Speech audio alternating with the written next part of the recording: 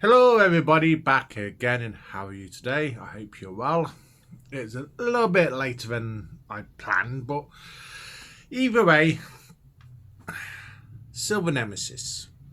Happy 25 years, Doctor Who.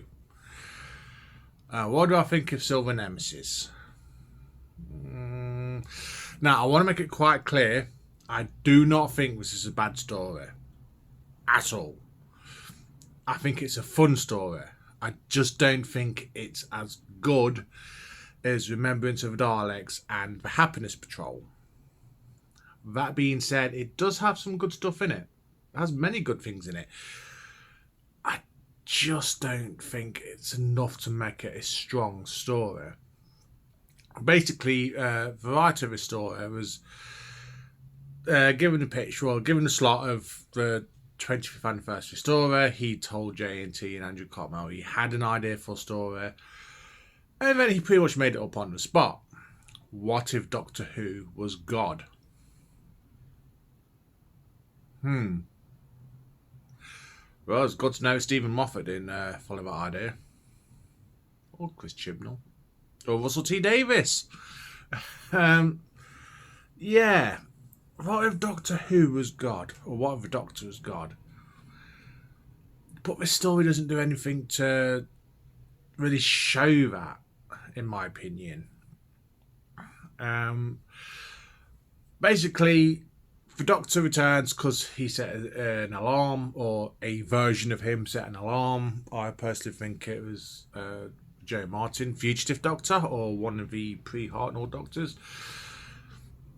Basically, in 1638, was a woman named Lady Penthought who's looking for Silver Nemesis.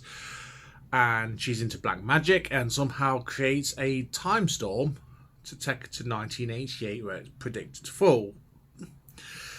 You then also have some neo-Nazis in Argentina, I think it is, who are also after the Silver Nemesis to bring about the Fourth Reich. And you also have some Cybermen who are looking for Silver Nemesis to help create a new Mondas. Three groups of villains in a 3-part story, and there's still plenty of padding in this. The first 2 parts involve characters, all of the characters, going from A to B, back to A via C, with a little detour to D. And it doesn't make good viewing as such, in my opinion. Part 3 is excellent. I really enjoy Part 3. But the directing in this story, for me, it falls flat at times.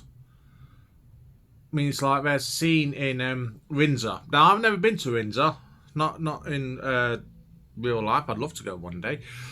But you got Lady Penthought and her servant, minder, bodyguard, whatever, going through the streets of Windsor. They get set upon by two skinheads who think they're social workers, as they put it, for some reason. And then the Doctor and Ace find them out in the middle of the countryside, hanging upside down from a tree. How did they get there? Windsor's quite a big place. People would have noticed. Yeah. Stuff like that just doesn't make any sense. You got the Cybermen who knew the Doctor was going to be there somehow. And they have 2 people who are partly cyber converted who try to kill the Doctor and then just don't bother following them. The cyber spaceship is really unimpressive. Compared to what we've got in Remembrance of the Daleks, where we built an actual model of a Dalek shuttle, here it's all CSO and it looks like it's flying a few feet above the ground. And nobody notices? Really? A great big solid cyber spaceship and no one notices it flying about 20 feet off the ground? Fucking hell. Yeah, it's stuff like that that makes this story not great, in my opinion. Part 3 is kick-ass. It really is kick-ass. Some great action set pieces, some great dialogue. The scene with the cyber leader, who by the way makes his last appearance in this story, played by David Banks.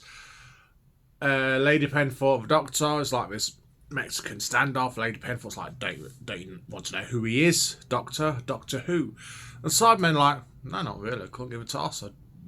We just want Silver Nemesis and fuck off, basically. But my headcanon is that Lady Penthorpe, because she knows Fenric, who we meet next season, Lady Penthorpe, who's encountered Doctor before, she knows that he's the Timeless Child. That's my headcanon. A lot of people say that this is the Cartmel master plan in play. I want to make it quite clear, the Cartmel master plan is bullshit. Didn't exist at this point. It wasn't around until the 1990s. Even Andrew Cartmel himself said there was no grand master plan. It was just create a bit of backstory, mysterious backstory for the Doctor. And why not? I think it works. But it's not part of his master plan. Didn't exist. Sorry, folks. Let it go. This also the only on-screen anniversary story that doesn't feature any other incarnation of the Doctor. Every other anniversary story, 5 Doctors, David Doctor, you got Audio, you got Zagreus, now all feature past Doctors and sometimes future Doctors. This is the only one that doesn't, and I missed out 3 Doctors because that is not an anniversary story. Sorry, it is not. That aired a year before. It was the 10th season celebratory story, but not the 10th anniversary. But yeah, Silver Nemesis. It's a mess. It's fun. I'm not saying it's not fun. I'm not saying it's a bad story. It's just not as strong as what come before. I think Sophie Aldred and Sylvester McCoy have got really great chemistry in this one. I love the scene where I'm just walking and the whistling. Now, I will try to whistle, but I'm crap. Basically, this. Yeah, see. I'm going to try anymore because I just look silly. Yeah, it doesn't work. But anyway, if I'm walking down the road whistling, there's no reason to it. We're just whistling with 2 mates having a whistle, walking down the street, and why not? Fair play to him. The scene where Ace takes on a Cyberman using gold coins gets a lot of criticism. Fuck off. It's a great scene. Ace is fighting for her life. She's got gold coins. She's slingshotting them into Cyberman's chest. It's fucking amazing. Especially when she's on like upper walkways, gangways, high above the ground. Sophie Aldred herself has said that she had a fear of heights, so she was shitting herself when she did this scene. Honestly, it doesn't come across. She's great. She's genuinely great. We have Nicholas Corner, makes a cameo in this story. Basically, when we're going around Windsor Castle, there's a group of basically sightseers, basically filled with Doctor Who alumni of past, mainly like directors, set designers, blah. And Nicholas Courtney's in there. So headcanon, it's the Brigadier. The Brigadier's just having a sightsee around Windsor Castle and inadvertently encounters the 7th Doctor, even though he doesn't know it yet. So yeah, what will I give this story? It's a tough one because it's fun, but it's not great. I'm going to give it 7. I think the Cybermen look superb. They're all shiny in that lot. I think Lady Penthorpe, that helped set up a future encounter with Fenric. Okay, it's retroactively meant to be Doctor encountering Fenric's chess set. But either way, it's still great. I just don't think the story needed the Nazis in this one, in my opinion. But it's weird how, I'm assuming incidental, the story features neo-Nazis, fascists. There's a 1963, throwback to 1963, when the year Doctor Who aired. You've always got a massive space weapon that the Doctor knows about. It's not telling Ace. And another throwback to Time Lord mythology. It's, in several areas, it's identical to Remembrance of the Daleks, and that's what I think hurts it, in my opinion.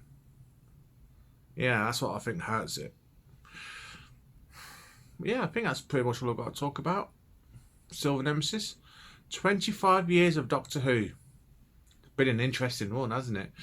Anywho, my next review will be for Greatest Show in the Galaxy. I don't know when that'll be. Next week, all being well. And have a good one. See you all soon. Love you. Bye.